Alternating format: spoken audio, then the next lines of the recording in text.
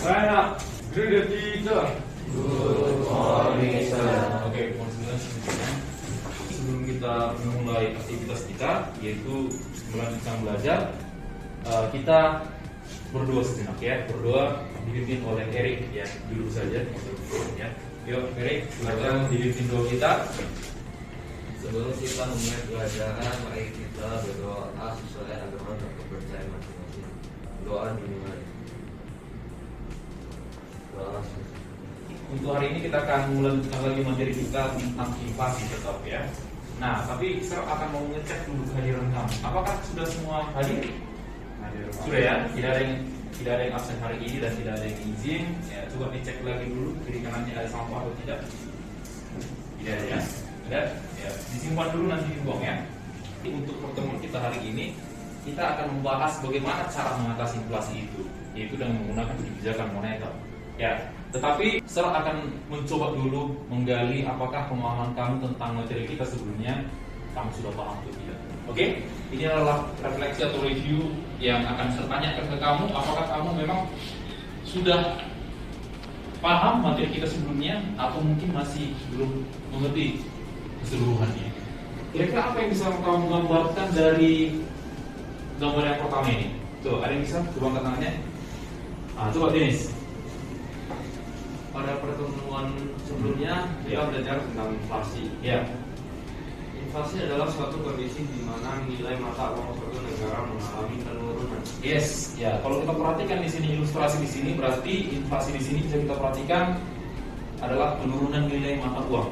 Ya. Oke, ada lagi kira-kira yang bisa memberikan Felicia memberikan review atau refleksi kita. Pada pertemuan sebelumnya kita juga sudah belajar tentang dampak inflasi. Iya, dampak inflasi ya. Terhadap masyarakat bertanggungan tepat dan tidak tepat. Oke, saya butuh satu orang lagi nih memberikan refleksi atau review pembelajaran kita sebelumnya. Ada yang bisa memberikan pendapat? Angkat tangannya. Oh, coba si Irfan dulu. Ya, sekarang Irfan. Inflasi pada masyarakat berpendapatan tidak tetap tidak terlalu dirugikan. Ya. Tetapi pada masyarakat yang berpendapatan tetap dirugikan. Yes, ya. Jadi tersimpulkan bahwa kita sudah memahami dengan baik ya untuk pertemuan kita yang sebelumnya. Nah di sini kompetensi dasar untuk pertemuan kita hari ini adalah kamu menganalisis kebijakan moneter. Selanjutnya lagi. Nah di sini tujuan pembelajaran kita itu ada dua. Yang pertama siswa mampu menganalisis kebijakan moneter. Kita lanjutkan lagi. Manfaat yang kamu peroleh nanti dari pelajaran kita ini. Yang pertama itu siswa dapat memahami materi pembelajaran dengan baik. Nah, lanjut untuk teknik penilaian yang akan saya ambil pada saat kita melakukan pertemuan ini. Yang pertama untuk penilaian kognitif itu ada tes tertulis, ya tapi ini dalam bentuk quiz nanti. Kita akan menggunakan quizzes untuk post test dan pre test. Yang pertama sekali nanti kita akan buat pre test. Yang kedua itu penilaian sikap. Ini adalah observasi ya. Observasi di sini berarti nanti pada saat nanti kita mau mengadakan proses belajar mengajar. Dan di sini keterampilan nanti ini juga observasi pada saat kamu nanti melakukan diskusi kelompok. Apakah hanya satu dominan pada kelompok kamu? Apakah semuanya bekerja sama? Itu nanti akan masuk penilaian juga ya. Untuk pretest di sini kita buat di aplikasi Quizzes. Ingat, pretest di sini adalah untuk mengukur kemampuan awal kamu dalam memahami materi ini. Jadi jangan dipaksa ya. Dipilih saja jawaban yang menurut kamu benar. Ya kalaupun nggak bisa kamu jawab, ya namanya pretest itu hanya mengukur kemampuan awal kamu dulu. Kemampuan awal kamu akan diukur dari sini.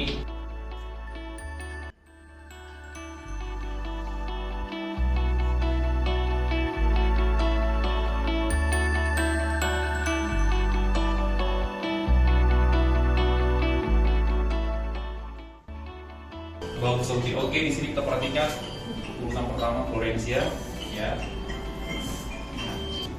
Alangkah baiknya coba kamu perhatikan gambar yang sudah saya buat di sini. Ini adalah grafik yang menunjukkan antara inflasi dan pertumbuhan. Ini M2 itu maksudnya adalah uang yang beredar.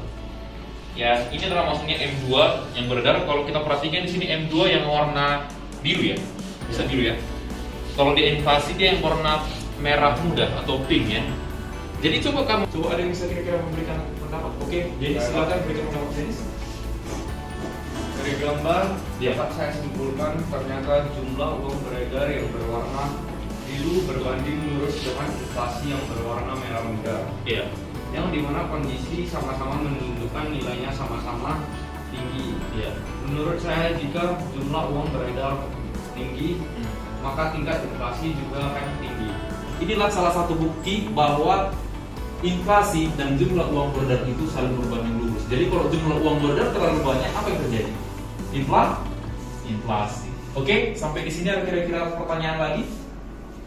Kita lanjutkan ya. Jadi kita sekarang masuk ke dalam pokok permasalahan. Jadi di sini ada 2 video yang akan saya tampilkan ke kamu. Dan ingat, video ini nanti akan masing-masing kelompok akan berikan tugas untuk menganalisisnya apa kira-kira terjadi di sini. Tapi pertama sekali kita lihat dulu dong videonya apa ya kan. Ini video 1 dan ini video 2. Ingat, yang ini saya jelaskan sedikit. Video yang pertama ini mengenai suku bunga. Ya. Video yang kedua itu adalah giro wajib minimum atau cadangan kas minimum. Oke? Bisa kita mulai ya? Oke, saya akan mainkan yang pertama dulu. Kebijakan gitu ya untuk menghadapi inflasi yang sudah melonjak. Oke. Nah, dari video yang sudah ditampilkan di sini, kira-kira apa yang bisa kamu dapatkan dari video tersebut? Ada yang bisa memberikan pendapat? Coba Florencia. Dari video tersebut saya dapat memberikan komentar bahwa inflasi bisa diatasi dengan cara menaikkan suku bunga. Ya. Namun cara kerja dari instrumen suku bunga tersebut saya belum memahaminya dengan baik. Anggapan dari Florencia tadi mengatakan ternyata rupanya kalau dia inflasi itu bisa dikendalikan oleh suku bunga rupanya. Memang itulah memang instrumen pertama yang sudah kamu perhatikan di video tadi. Tapi cara kerjanya saya belum paham, Sir. Tadi di video mungkin kamu dengar tadi kan inflasi. Terjadi inflasi, tingkat suku bunga dinaikkan. Seperti tadi kan. Nah, yang kedua saya akan tampilkan case yang kedua, ya. Coba kita perhatikan. Ini yang kedua, dengarkan baik-baik. Apa nanti bisa kamu dapatkan saya akan tanya ya. Download aplikasi CNBC Indonesia yang tersedia di Play Store dan juga App Store. Jangan lupa subscribe Indonesia memutuskan menaikkan giro wajib minimum hingga berapa. Oke. Nah, itu adalah video yang menunjukkan bagaimanakah agresivitas dari Bank Indonesia menaikkan cadangan kas minimum untuk mengatasi inflasi. Nah, pertanyaan yang sama seperti video pertama tadi. Apa yang bisa kamu dapatkan dari video ini? Ada yang bisa kira-kira siswa yang bisa memberikan pendapat? Oke, silakan Felicia. Yang saya dapat dari video itu bahwa giro wajib minimum dapat mempengaruhi tingkat inflasi. Namun saya belum mengetahui juga cara kerja instrumen tersebut. Ya, cadangan atau giro wajib minimum seperti yang sudah dijelaskan oleh Direktur Bank Indonesia tadi, itu dapat mengatasi inflasi atau bisa menghambat ataupun memperlambat laju inflasi tersebut dengan dinaikkan. Oke, tapi seperti yang Felicia bilang tadi, belum tahu cara kerjanya gimana. Bagaimana kira-kira instrumen ini bisa mempengaruhi inflasi? Masih blank seperti itu. Oke? Nah, untuk itu saya lanjutkan slide-nya dulu. Langsung segera dibentuk kelompoknya, ya. Kelompok 1 Dennis dan kawan-kawan dan Felicia dan kawan-kawan. Silakan dibentuk kelompoknya. Kelompok 1 di sini, kelompok 2 di sini. Ya, langsung segera. Dennis kelompok 1 seperti yang sebelumnya, pertemuan sebelumnya. Felicia adalah leader untuk kelompok kedua. Ini sebagian perbedaannya untuk kelompok 1, ya, sama saja. Untuk kali ini pertanyaannya sama kita buat ya. Ya. Untuk kelompok 1 ada 2 pertanyaan, begitu juga untuk kelompok 2. Tapi untuk kelompok 1 tadi video pertama tentang suku bunga. Apa itu suku bunga? Ya, apa itu tingkat suku bunga? Dan apa kira-kira efek dari suku bunga itu untuk mengatasi inflasi? Oke? Dan yang kedua, di sini adalah kelompok 2 nanti akan membahas giro wajib minimum. Seperti di video yang kedua tadi, ya, kamu pastinya sudah mencatat hal-hal penting yang terdapat di video itu. Dan apa kira-kira efek dari giro wajib minimum itu untuk mengatasi inflasi?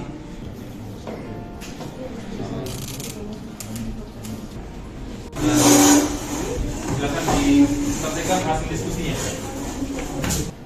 Lalu kami dari kelompok 1 ingin mempresentasikan hasil jawaban kami. Pertama, kami ingin memperkenalkan diri kami. Yang pertama ada Redelina. Untuk jawabannya, menurut kelompok kami dari pertanyaan yang pertama, apa itu tingkat suku bunga? Kami sudah mencari dan membuat kesimpulan dari kelompok kami. Ya, lanjut. Menurut kelompok kami dari pertanyaan kedua, apa efek suku bunga terhadap inflasi? Dari sumber yang kami dapatkan. Oke. Ya, dua pertanyaan sudah dijawab ya. Silakan membuka sesi pertanyaan untuk sesi bahasa kelompok satu. Silakan.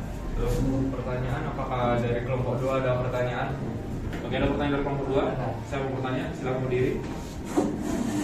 Kelompok Anda tadi hanya Oke, silakan. menjelaskan efek suku bunga mengatasi inflasi. Bagaimana negara mengatasi deflasi menggunakan instrumen suku bunga? Coba ada yang bisa memberikan jawaban? Mungkin dari kelompok kami Irfan bisa menjawab. Oke, silakan Irfan langsung saja. Baik, menurut kelompok kami, untuk kondisi deflasi jika menggunakan instrumen tingkat suku bunga, Bank Indonesia akan menurunkan tingkat suku bunga rupiah. Oke. Ya, bagaimana dengan jawaban dari kelompok 1?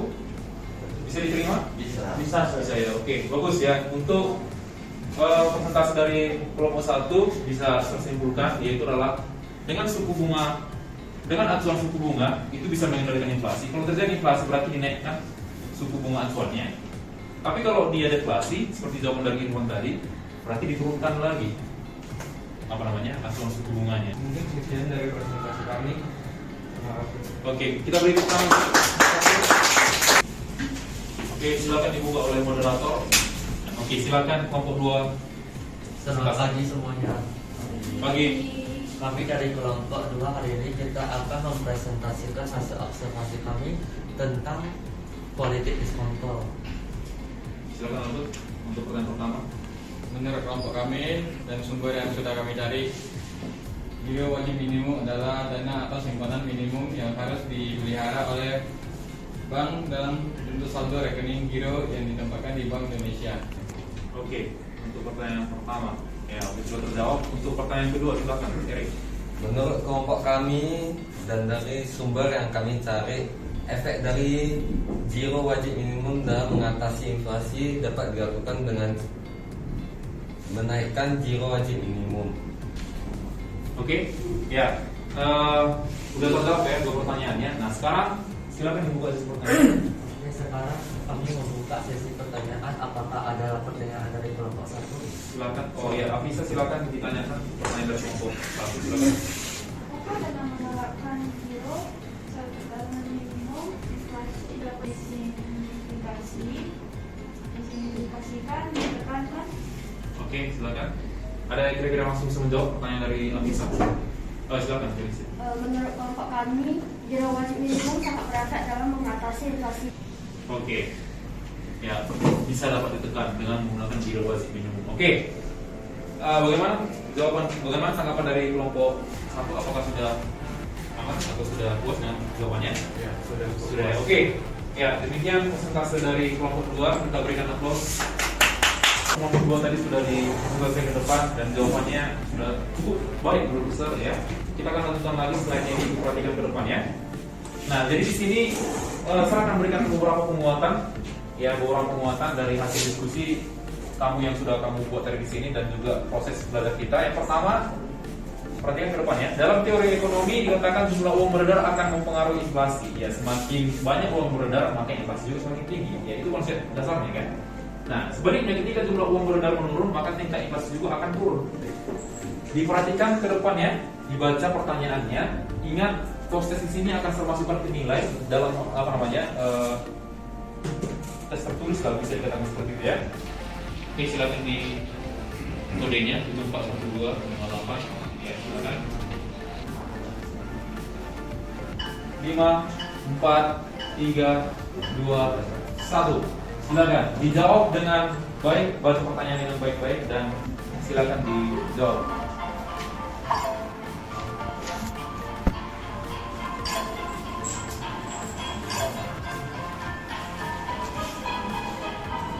Baca dulu baik-baik pertanyaannya, jangan langsung dijawab kalau masih ragu.